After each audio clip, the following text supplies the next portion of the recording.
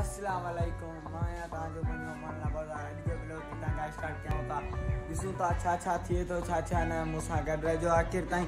तव्हां मुंहिंजे चैनल खे सब्सक्राइब न कयो, सब्सक्राइब करे गॾो गॾु बेल आइकन खे क्लिक करे छॾिजो। अॼु असांजी ॿनी हथ खेड़ी थिए पई, ॾिसूं उहा तव्हांखे खेड़ी ॾेखारियूं था। हलूं था खेड़ी जी तरफ़।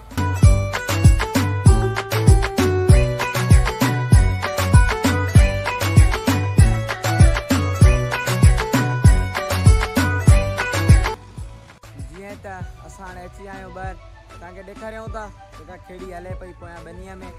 हलो खेड़ी जी तरफ़ ॾिसो छा आहे न।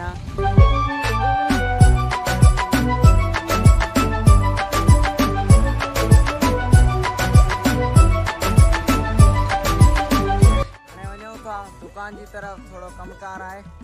हलूं ॾिसूं दुकान जी तरफ़ छा थिए थो छा न। मुंहिंजे कज़न जो दुकानु आहे, हलूं था हाणे उन जी दुकान।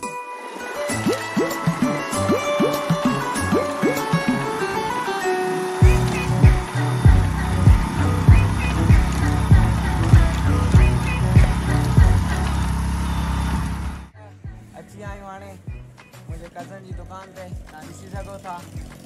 पहिरीं बि व्लॉग में आयो, अॼु बि अची वियो, सामान लॻाए पियो, कुझु ग्राहकनि खे ॾिए पियो। अॼु त रिज़ल्ट VIP आहे, हिन जे करे त छो त अॼु वारो व्लॉग मां ठाहियां पियो iPhone ते। सही आहे, मूंसां गॾु रहिजो, जेको थींदो तव्हांखे ॾेखारे। सामान वग़ैरह वठी छॾियो, हाणे हलूं था घर जी तरफ़, पोइ ॾिसूं था छा थिए थो छा न। मूंसां गॾु रहिजो। हीउ व्लॉग एतिरो ख़ासि त न आहे, पर माड़ी 2 मिंट जो ठाहे वरितो आहे iPhone ते। मां ॾिठो रिज़ल्ट कीअं ॾींदो ख़बर न आहे, व्लॉग अपलोड करे ॾिसूं। तव्हांजी छा सूरत हाल आहे, तव्हां इहो ई ॿुधाइजो। त असां त नया आहियूं फ़िलहालु, त असांखे ख़बर न आहे कीअं व्लॉग ठहंदो छा थींदो। उन जे करे तव्हां कमेंट में सभु पंहिंजी राय ॿुधाईंदा कयो त असांखे छा करणु खपे छा न करणु खपे। तव्हां असांखे सॼी डिटेल कंदा कयो त पोइ असांखे थोरो असांजो दिमाग़ बि खुले त असांखे छा ठाहिणु खपे छा न। हींअर त असां छो त 12 ॾींहं माहौल में आहियूं, त उहे ई व्लॉग पिया ठाहियूं। असांखे ख़बर न आहे छा असांखे करणु खपे छा न।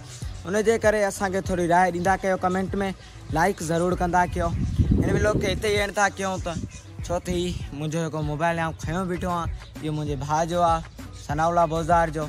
उनजे मोबाइल में मां व्लॉग ठाहियां पियो। हाणे हिन व्लॉग खे हिते एंड कयूं था, मिलंदासीं ॿिए के नए व्लॉग में। तेसीं ताईं मूंखे ॾिजो इजाज़त, पंहिंजो ख़्यालु रखिजो। अल्लाह हाफ़िज़।